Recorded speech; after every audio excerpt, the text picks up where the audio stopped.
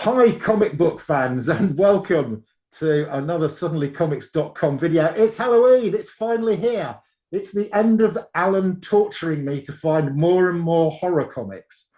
So, who is it? Who's there? Would you like to reveal yourself? It's me, Allan. It's Allan. So, actually, you know what? I should really tell you the story behind this mask. It is actually, it's kind of funny. So this mask is really hard to get. Oh, it looks like a this is a collector's item, believe it or not. You know why? Why? So what happened was, it's Halloween soon, right? Like Tomorrow. now, right? Tomorrow. Basically. Tomorrow when we're filming this. Yesterday when you're watching it. So yes. So the cool thing is like, what's it called? Squid Game came out, right? Yes. Yeah. Oh, right. Yeah. Yeah. And Squid Game's a Korean show. My wife's Korean, so I got that connection to the show. So the thing is, people wanted to get the costume from the show, right? So there was some Chinese company that started producing these. Okay. And what happened was they had this sort of weird ordering date where if you paid a lot of money, you could get it before Halloween. Okay. But it was really iffy, so they were offering it through Amazon. And, my mother-in-law in Korea, she said she could get it like within a week. Okay. From when she ordered it. Yeah. So we were like, okay, we weren't sure about the one on Amazon, but it was the same company that she could get it in Korea within a week. So we figured, we'll just get it from her. Yeah. And so what happened was my wife and my mother-in-law, they were going to meet up in Italy. Okay. So they were going to meet up for my mother-in-law's 70th birthday. We gave them a trip to Italy. My mother-in-law. So they went off to Italy, had lots of fun in Italy. But this mask came from China, went to Korea, then went to Italy. Okay. And then it came back here. So your mother-in-law world tour. Your mother-in-law deserves a big prize for carrying that all the way from Korea to Italy. And the funny thing is, afterwards, we found out that Netflix doesn't like the fact that there's knockoffs, right, that are being produced. It sued all these companies, and it prevented them from being sold. Okay. So this is actually one of the few that got produced. Yeah. Yeah. So your wife was smuggling contraband back in when this is contraband. I shouldn't even show this. I might go to jail. The Netflix police will come and get me. Yeah. So I just thought that was kind of cool. I just to do this little world tour. My wife wanted me to tell that story. So. Yeah. Well, let's just hope there's no Canadians customs officers watching this. Yeah, who knows? Or anybody from Netflix. Yeah. So that's, I don't know. Right. Okay. If you're into Squid Game. Allan, this is our last week of horror. Thank goodness. So this is your last chance to show off horror comics. So for some time. Okay. So I kind of showed a few of comic related horror things on my part one of this whole thing. So I figured I'd show one more. This is my well-known horror comic Porky Pig. Yeah, it's it's kind of cute. It's got the ghost in the background. Okay, this is the first. Frightened. This is actually the first Porky the Pig comic. Wow. And it's horror. It's a golden age book actually. That's really it's quite rare actually. This is 4-color second series, number I think it's 16. Yeah. So yeah. Interestingly, I'm not sure. You see, I wouldn't buy something like that. And on Allan's channel, we were talking about Scooby-Doo and how Scooby-Doo was good spec because a couple of reasons. Firstly, people who, when it was first out, they're now in their 30s, 40s, and 50s. They've got spare income and they buy what was from their childhood. But Scooby-Doo then covers more than one generation because it came out again. I think the generation who know Porky Pig are dying off. I don't. Yeah. I don't think my kids know who Porky Pig is. Yeah, it's sad. Yeah, my generation was even a little bit Porky Pig. We don't really know it, like even my generation. But I grew up. I watched a lot of Disney stuff as a kid, right? So you know, Disney, Mickey Mouse, and like all this kind of stuff. So Porky Pig was in there with me. But I'm not sure Porky is a politically correct word. Well, I don't know what they'd say nowadays. I don't know what they'd call them now. Like, they'd probably say body positive pig, something like that. I don't know. I'm not sure what they'd say. Who knows? So that's one. I'm going to show a couple more things because I have a ton. Actually, I brought a ton of books. Actually, okay. I figure I'll show a bunch of slabs. So another comic related. And this is, again, my generation. I love this book as a kid. And this was a book that was kind of my grail. This is a grail from my childhood. And it's a horror cover. It's not a horror magazine, but it's Mad. And it was comic size, actually. So, yeah, Mad #1. So this is a very rare kind of highly sought after book. I got it in a reasonable grade, like 3.0. Yeah, it's one that is usually beaten up and it's really hard to find. Yeah, I used to buy Mad magazine in my teens. I used to think it was great. And yeah, it's a great Harvey Kurtzman cover. Yeah. If you look at the first 10 or so Mads, they all have really great covers, actually. I'm actually trying to get a set of the first few Mads. I actually I collected all the Mad magazines when I was a kid.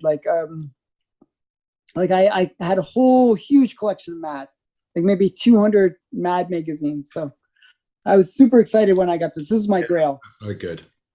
And okay, so I want to quickly show like some more grail ones. We got Walking Dead #1. Yeah. Number 27, and this is the first appearance of the Governor. Oh yeah, you mentioned him. Yeah, I still haven't watched any of The Walking Dead, by the way. I know you watched season 1 and 2. Okay. Awesome series. Okay, and then we got Walking Dead number 19, and this is the first Michonne. Anyone that knows the series will know that those are kind of major keys. But it's a really great show. You got to watch it, man. Do you like zombies? Yeah. I quite like horror. So okay, so then you'll love the show. Yeah. Like seriously, the first episode will get you hooked to the rest of the series because it was just one of the best shows for the first episode. The first episode was just brilliant, just great, really great. So I've got some stuff, and I'm focused on your stuff. These are all a single artist. So we mentioned him in our last show. And it's you'll know it as soon as I put it up. It's Richard Corbin. Oh, nice. This is a series called Horror in the Dark. Nice #2 here, which has got you like this one because it's got somebody with their head chopped off. If you can... Oh yeah, I believe it or not, I think I've seen that cover before, but I didn't hear the series before. Yeah, which is kind of weird. Yeah, there's 5 of them. Then we've got a sort of ghouly thing coming out of a coffin. Number 3. I know that cover as well. #4, we've got a large spider crawling over somebody's body. Oh, nice. So that's Horror in the Dark. There was then another series Corbin did called Son of Mutant World. Don't know if you're familiar with that one. Yeah, I've heard of that one. I have heard of that one. Yeah. Again, I do like Corbin's art. Yeah, Corbin is really awesome. I like the way he does women. I don't know why.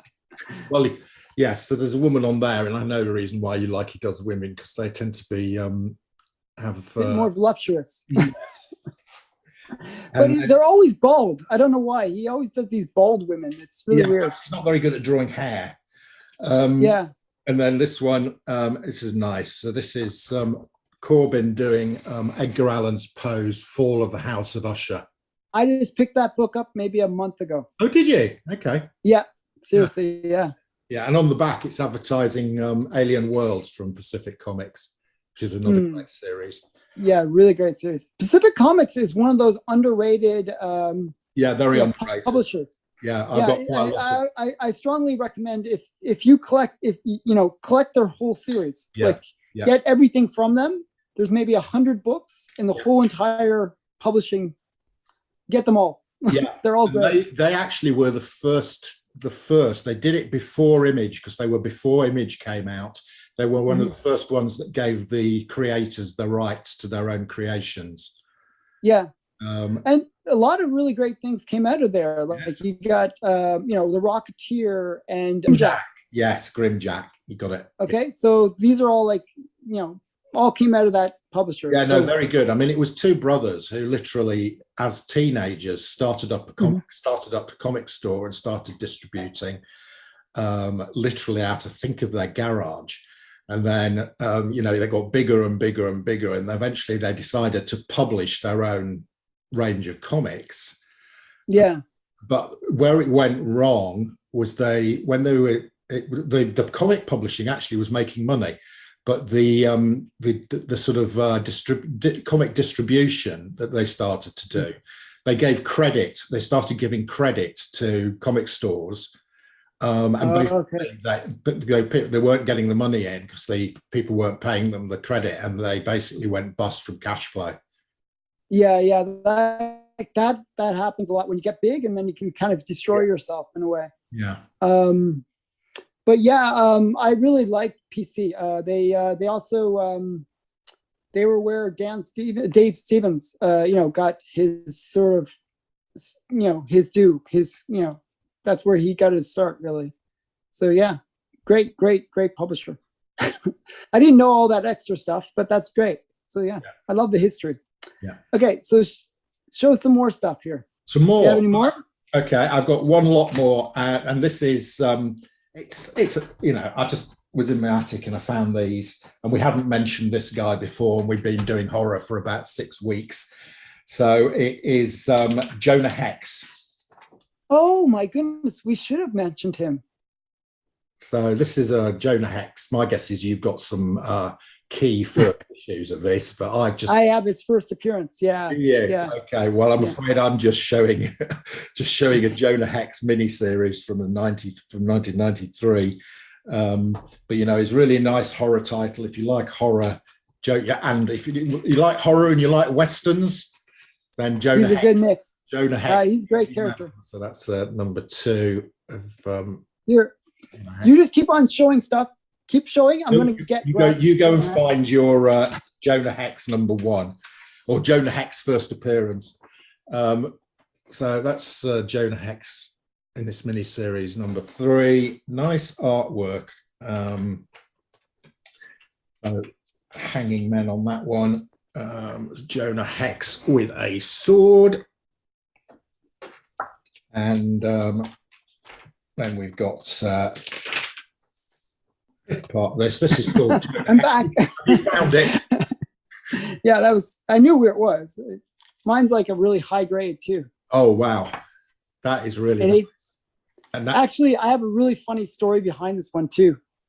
So the seller had 2 copies. Okay, one was like a 5.0, okay, and one was this one. Okay, so I sort of was talking like emailing the guy. And I said, I want to get this book. This is All-Star Western number 10. Right. And I said, hey, would you go like $300 or, something? I was really lowballing, but I was going for the 5.0. Yeah. I wasn't going for this 6.5. Yeah. So this is an 8.5.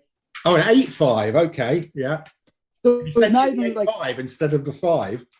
He sent me the 8.5 instead of the 5. I was like, what? That is so awesome, because I lowballed on the price. I was like, just like give him these lowball. I think I paid like a couple $100, something like that. Wow, that was a great buy. I can't imagine there's many higher graded copies on the census than that. Yeah, I think there is like 9/8 out there, but it's a really high grade, and like it's just a really nice book. I was like, wow. I was like so surprised, because I was he thought I was talking about this one. It's like so funny when I got it. I was like, "Oh, okay, cool. I'm fine with that." Right. Have you got some more stuff for us, Alan? I have a ton of more stuff. So I brought like my I brought some more books that I don't usually show, but I've probably shown once as I unbox them. There's this one. I love this cover. This is Haunt of Fear. Oh yeah. Nice. Number 19. I always forget the issue number, but it's like a double beheading. He's got like the axe, and it's like double axe, and can you see? Yeah, I can. Yeah. Yeah, it's really great cover. It's a wood cover, I believe. No, sorry, not. Yeah, I think it's wood. Wait. Oh, Graham Ingalls. Sorry, Graham Ingalls. Yeah. Just a really great cover. This is a really, really cool SOTI book. So this is the one where they have the baseball game where they're playing with like human body parts.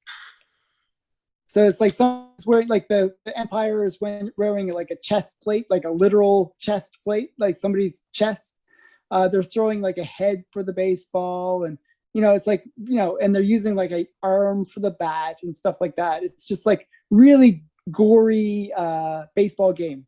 So mentioned The Seduction of the Innocent. It's just a really great book. I just love it. It's on my wall normally. So I all my favorite books are always on my wall. Okay, so there's that one. Another one that I really love is this one. This is a Matt Baker cover, Nightmare number 13. Yeah. It's just a really great, has a little bit of that good girl art to it, in terms of the style. I'm not sure if it shows that well. Yeah, it does. Yeah, I can see it. Yeah. It's a really great cover. And it's one of those ones that it's in the run of Nightmare. Like there's a few that are kind of the key issues. This is the biggest from the series. It's one of those ones that a lot of collectors will go after. I actually overpaid when I bought it, but it's gone up. Yeah, so now I got a great deal on it. Yeah, kind of level. Yeah. And I only bought it last year, so I was quite happy when I got it. I was just like, oh, it's a really cool cover. I got to get it. So just great Matt Baker art. And another one that I just got recently, and I've shown before, is this one. Oh yeah. Shock Suspense Stories, number 6. Yeah. Another really great cover with the like clan-like people, and the girl, and she's like just looking very distressed. So I think it's just a really great cover. So that's some more. And then I brought some more SOTI books. Actually, even brought SOTI. So Seduction of the Innocent. I figured, hey, we're doing horror. I've shown this in our previous horror movie videos, I should say. I feel like, the very first horror. Yeah, that's great. Yeah. The very first horror comic. And then I brought Witch's Tales. This is another SOTI book. Great one. And some more EC, Shock Suspense Stories. This is another SOTI book. He's like driving. I thought those two were very similar. Like the Witch's Tales. Like if you look, it's sort of like a guy driving, and there's sort of a ghostly apparition. Yeah. I think they kind of got influenced on it, and both are mentioned in The Seduction of the Innocent. Yeah, so it's kind of see that sometimes a theme gets repeated. Yeah. Yeah. And then another one is this one, Web of Evil. Just a really great cover.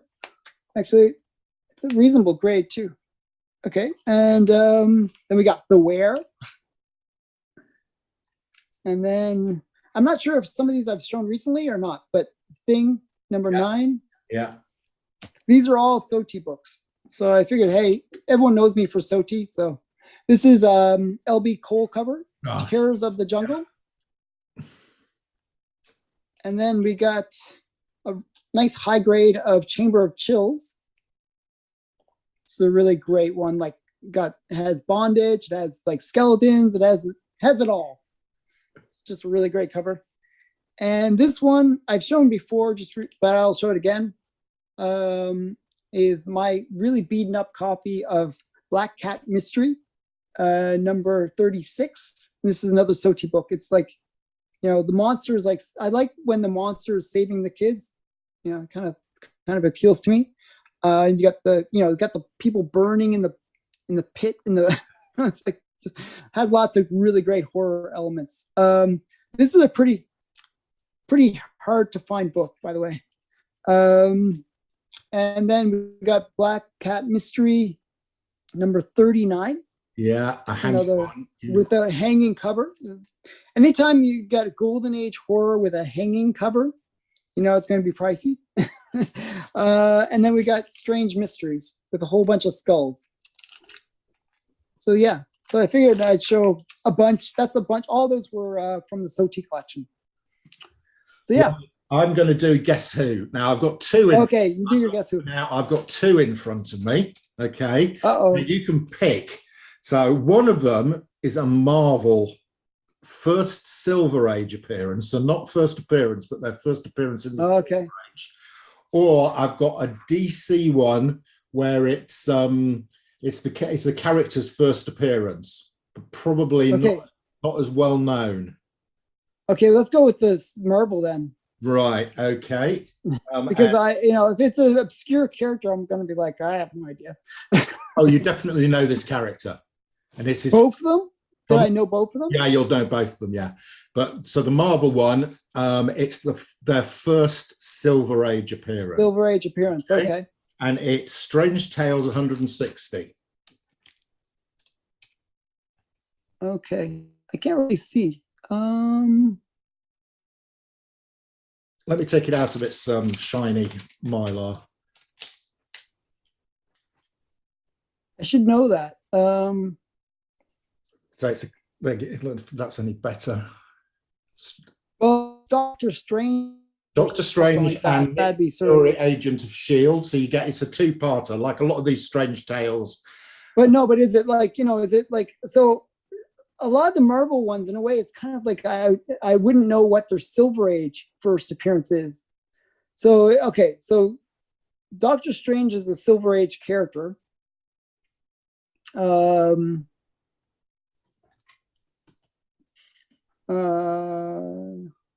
This character actually appears in the Nick Fury story, not the Doctor Strange story.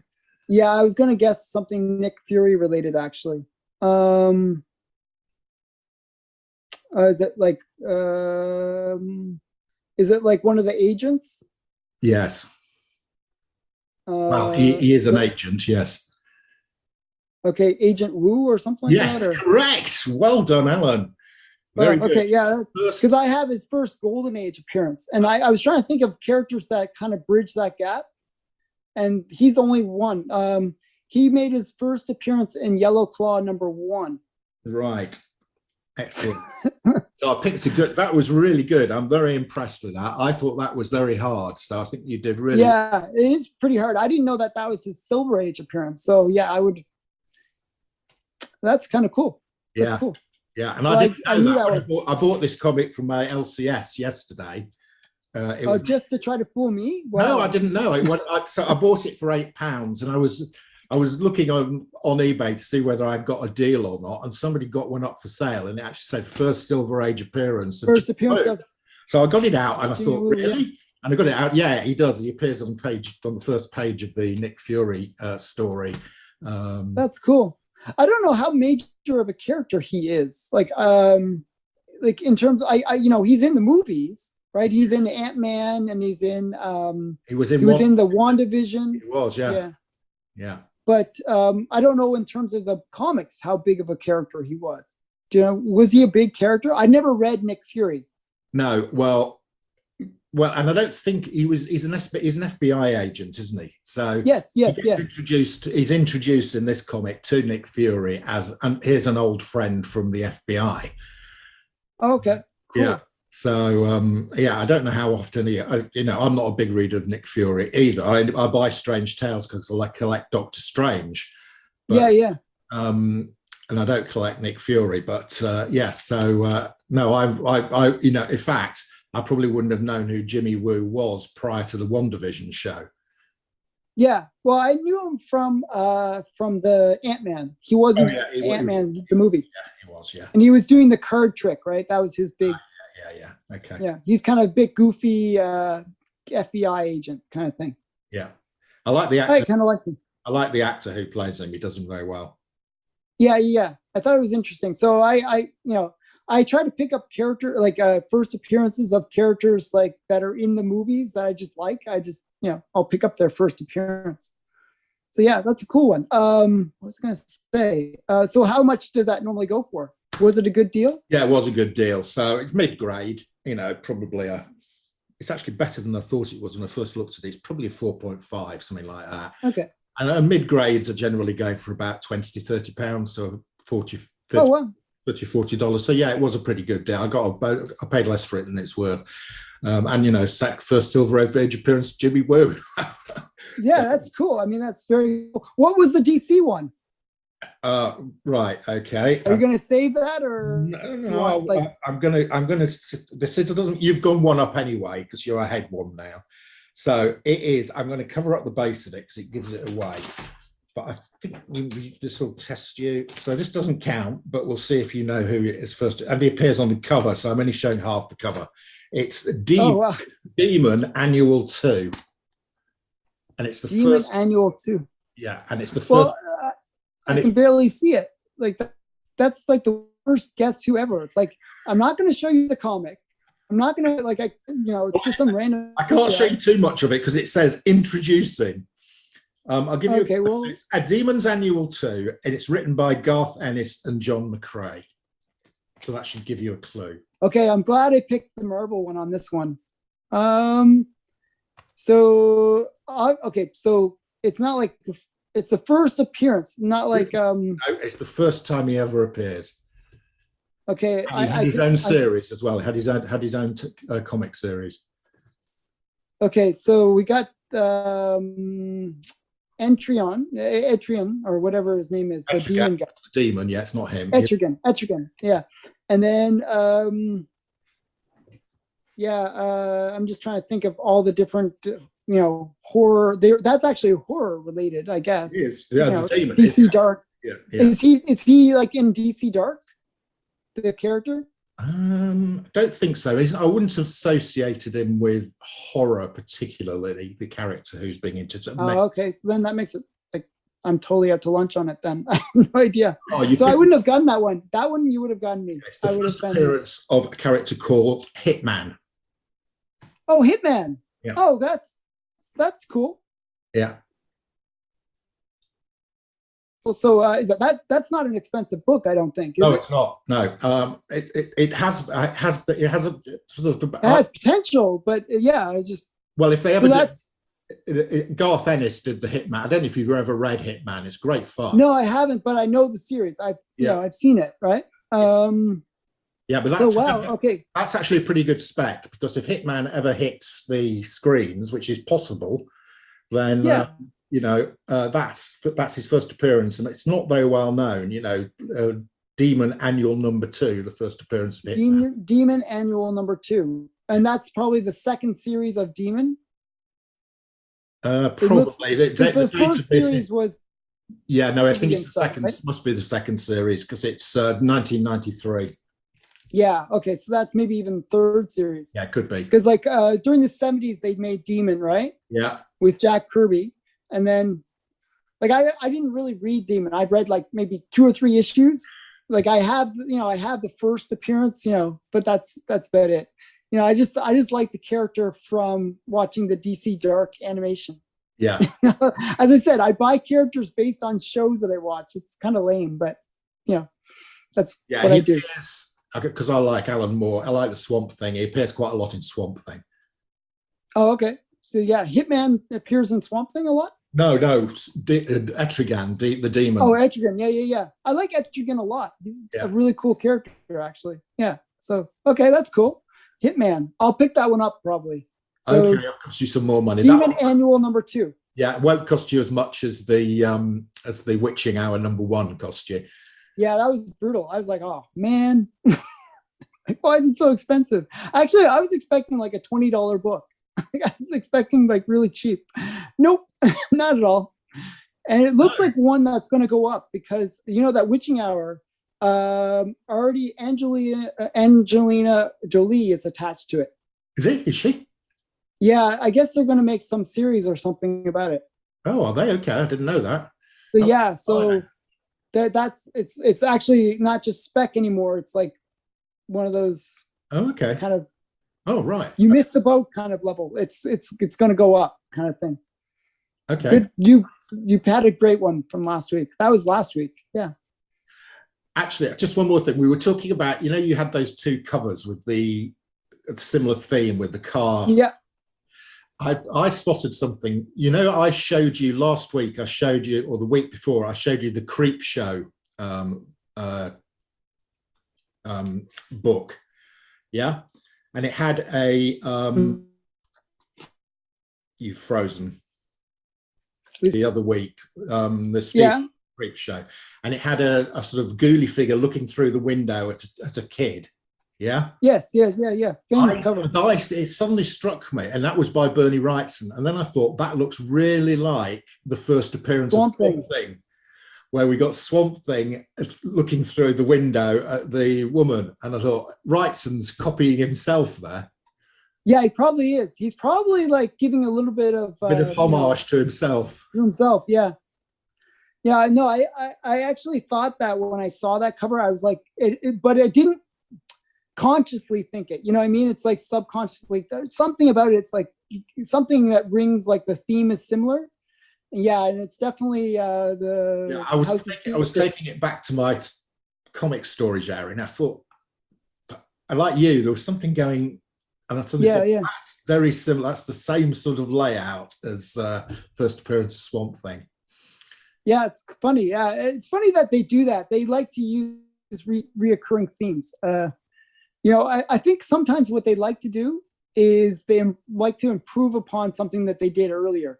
Like they weren't quite happy with what they did before, and they want to kind of tweak it. Yeah. So that's cool though. Okay, that's great. Thanks, Alan, for showing us those great comics on the day before or the day after Halloween, depending on which time zone we're in.